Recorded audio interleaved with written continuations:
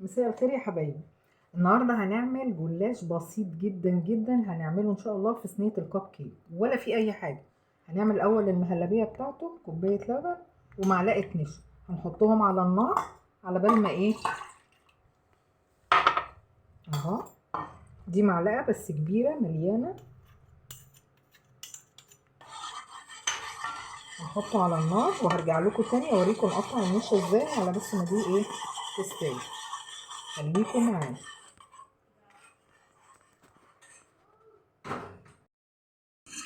حطينا 3 معالق سكر،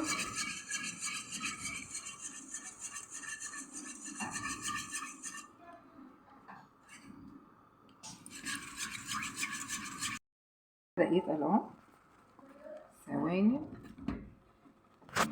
سنه.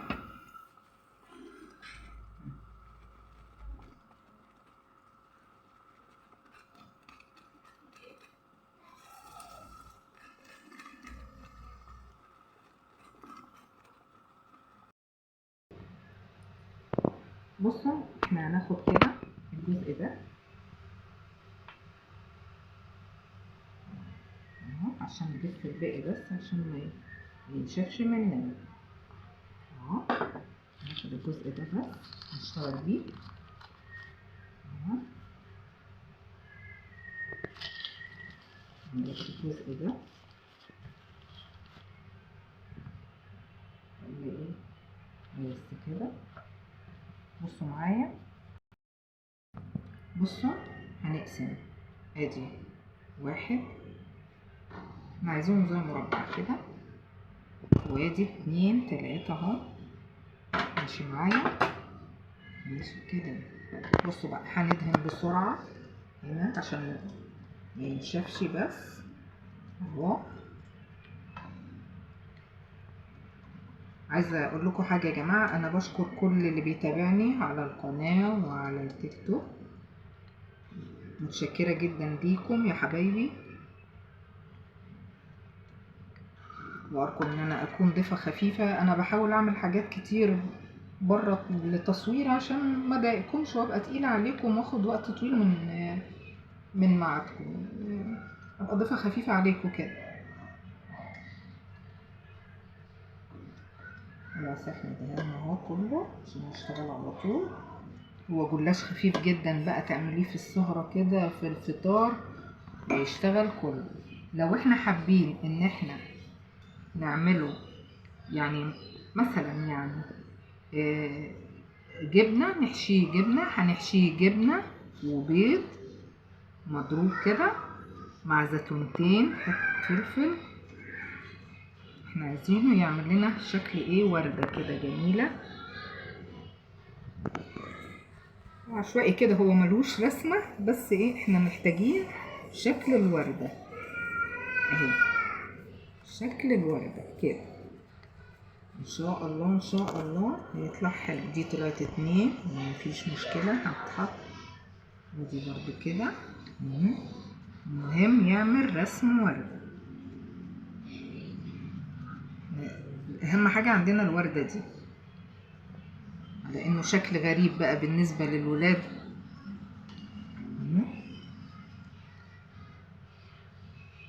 مفيش حاجة خالص ولا اي حاجة. تبتدي هنا كده عشان قاعدة لقيتها خفيفة من تحت. انتوا بقى شكلوا زي ما انتوا عايزين، انا قلت لكم بس الفكرة ان احنا عايزين قاعدة تحت وحاجة كده مشرشرة فوق تدينا رسمة الوردة. هنحط بقى، عايزين نحط كاستر اوكي، مش عايزين ممكن نحط قطع لانشون عليها جبن برضو هتبقى ظريفة جدا، واحدة زيتون شغالة، بس انا حابة النهاردة هعملها حلو. ما تنسوش رسمة القاعدة. بصوا بس من كده بس علشان بس تحمر، مش عشان حاجة، احنا عايزينها بس تحمر كده تروح بس كده. مش عايزين مش عايزينها تبقى طرية، احنا عايزينها تبقى مقرمشة.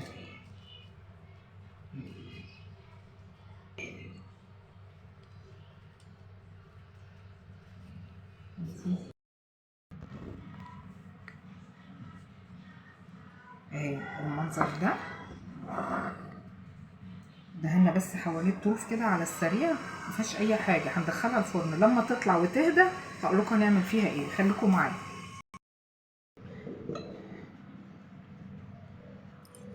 بصوا حبايبي، انا جت فكره على دماغي، انا ما كنتش موضبه لها، بس قلت ايه هعمل حاجه كده ايه بالجبنه والموتزاريلا علشان ايه ياكلوا بقى قبل ما يحلوا. مفيش اي حاجه ولا في مقادير ولا اي حاجه، عندك اي حاجه حطيها مش هتقول لا. لانشون، بس انا عشان ما عنديش لانشون فقلت ايه عندي شويه جبن موتزاريلا على رومي، حتى مش بشرها بقى يعني مقطعه كده.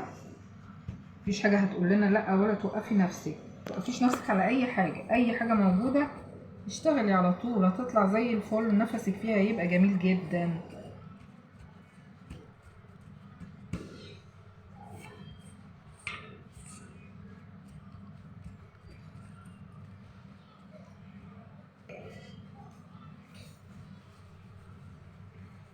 الصينيه التانية شغاله في الفرن.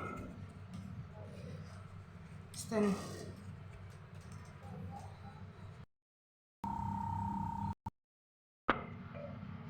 بصوا حبايبي، احنا شغالين اهو.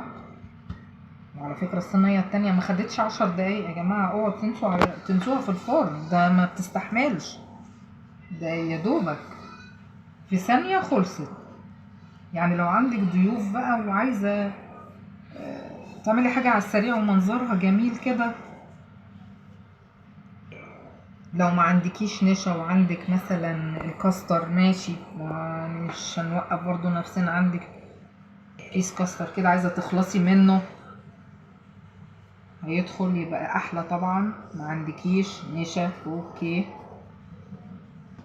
كله ماشي وزي الفل. عندنا ورق اهو متكسر ومتقطع عادي برضو هنحطه جميل اهو. عندنا شويه متقطعين اهو، حاجه كده يعني للعشاء، ولا تقفي بقى تعجني ولا نعمل بيتزا. عايزه تعمليها زيتون، سجق، بسطرمه، لانشون، حطي كل اللي موجود في التلاجة على بعضه وحطيه. بس مش موجود خلاص بقى، احنا مش هنوقف نفسنا، احنا ايه نعمل اي حاجة على العشاء كده مش مكلفة، اللي موجود هنحط.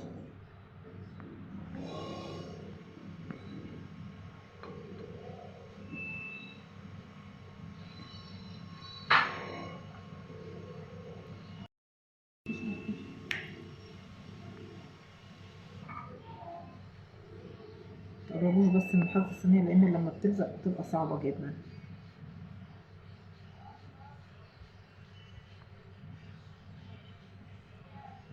صدقوني الحاجات دي جاهزة يعني صعبة قوي، اسعار مش عارفة ايه ده، احنا ما كلفتناش، كله في البيت كله في البيت. وعلى فكرة بجبنة دبل برضو للي بيحب الدبل، جميلة جدا، عليها فلفل اخضر عليها زيتون بلاش الفلفل، اي حاجة شغالة يا جماعة وزي الفل. خلاص اهي هنحط ورقتين كده.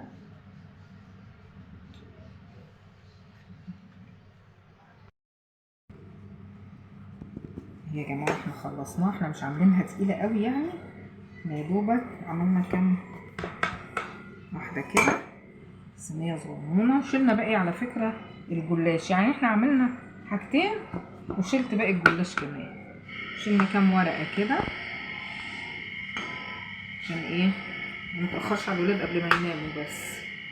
وحبايبي سامحوني، انا عندي نونة صغيرة بتبقى تعمل اصوات غريبة كده سامحوني عليها، يا رب اكون ضيفة خفيفة عليكم.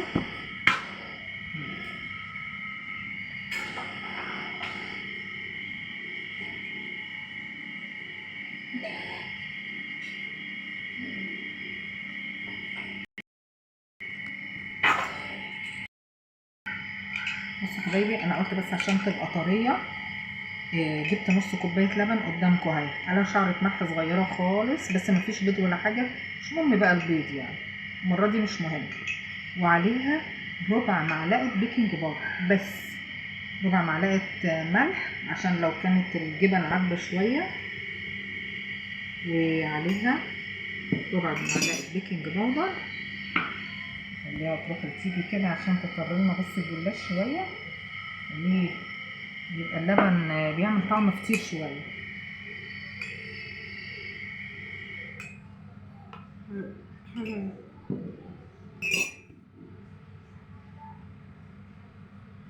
بصوا حبايبي متبقاش ناشفه قدامكم اهي، مخدتش حتى نص كوبايه عشان برضو ما تبقاش اهي. بس كده احط بقى، يعني مش عارفه ليه طرقت في دماغي دلوقتي، شويه موتزاريلا كده، حاجه بسيطه يعني، حاجه بسيطه خالص. ده احنا يعني ايه بنلون الحمار ده، فبتدي حمار حلو، حاجه بسيطه خالص.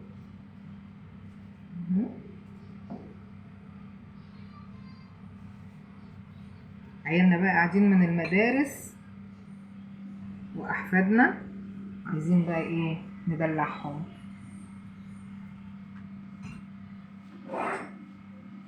خلاص يا حبايبي هنحطها في الفرن. كلنا عارفين الجلاش بقى بيتسوى على ايه، مش درجة حرارة عالية قوي يعني، خلونا في الوسط. وهنحطها تحت 10 دقايق، ومش هتكمل ساعة ما تصفر من الجناب هنطلعها تحت شواية 5 أو 7 دقايق بالظبط. خليكم في الجمال، كأن ايه، كأن وردة، هي مش وردة قوي يعني عشان ما اضحكش عليكم قوي. بصوا عاملة ازاي، عملنا ايه ولا حاجة، كله على بعضه يا دوبك دهنا بس طروف زيت عشان تدينا اللمعان الجميل اللي انتوا شايفينه ده. يعني لو عندك ضيوف، شوفوا لو عندك ضيوف بقى كأنك بتقدمي، شوفوا هي بتتحدث عن نفسها يا جماعة، والله والله بتتحدث عن نفسها. كلفتنا ايه ولا حاجة، يعني انت لو عملتي قاربين من دول طبقين محترمين.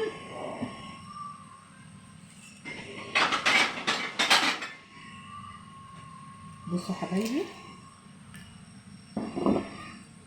بصوا الشكل من بره من جوه شوفوا عامله ازاي، شوفوا الجمال، شوفوا ومورقه، وما دهناش جوه على فكره، احنا مش دهنين جوه، احنا يا دوبك بره بس ولا اي حاجه.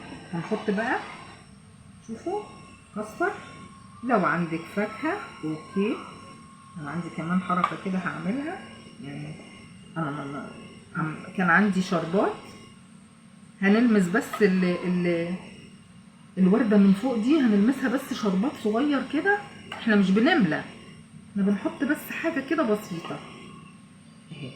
بصوا عشان اللي يجي ياكل ما توقعش، حاطين كده لمحه كده بس علشان يحسوا بالطعم اللي هي ايه من جوه. انا مش عامله كتير بصراحه عشان ما بحبش الحاجه تتبقى وتترمي حرام، انا عامله حاجه بسيطه جدا، سامحوني في الحكايه دي، انا بحب اعمل بسيط ان شاء الله هتكفي. بصوا حبايبي انا كان عندي شربات هنقط كده نقطه نقطه نقطه، هي احنا مش عايزينها تطرى، احنا بس يعني الطفل هيدوق يقول لك ده مش محلوه من عند من فوق من عند الورده، طب احنا بس هننقط له كده بس اهي. احنا يعني لو عندك في التلاجة طلعيه يهدى، او اديله تكايه كده 5 دقايق علشان برضو عشان طالع من التلاجة ما ينفعش ان هو يتساب بره، احنا في الحر. طلعيه 5 دقايق على النار برديه واشتغلي. بصوا عندك عسل ابيض شغال، ما تعمليش ده، معلقتين عسل ابيض كل واحده تكه صغيره خالص كده، سامحوني في الاصوات اللي انتوا سامعينها، الموضوع بيتحدث عن نفسه. بصوا العظمه، بصوا دي اللي من غير جنب دي، شوفي عامله ازاي، بوريكم عيبها، هي حته من هنا اتكسرت، بس بصوا الجمال، بصوا ودي اللي عامله شكل الورده وشوفوا مخرفش ازاي ولا اروع من كده. بصوا حبايبي عشان سخنه مولعه، بس انا عايزه اوريكم شفتوا طريه ازاي، طريه ازاي اهي. شوفوا عامله زي الفطير، طريه خالص. ومعلش انا اسفه على حفيدتي اللي كانت بتغني بس ايه رايكم؟ شوفوا طريه ازاي، بس انا منها سخنه مش هعرف اطلعها، هتفرفت من بعضها. عامله زي الفطير. نص كيلو جلاش، شوفوا عامله لنا قد ايه، ده غير ان انا ورقتين 3 شلتهم. ايه رايكم يا حبايبي؟ يا ريت تتابعوني على قناتي، وبالهنا والشفا لما تعملوها، بالهنا والشفا عليكم. وما تنسونيش في اللايك والشير، وباي باي.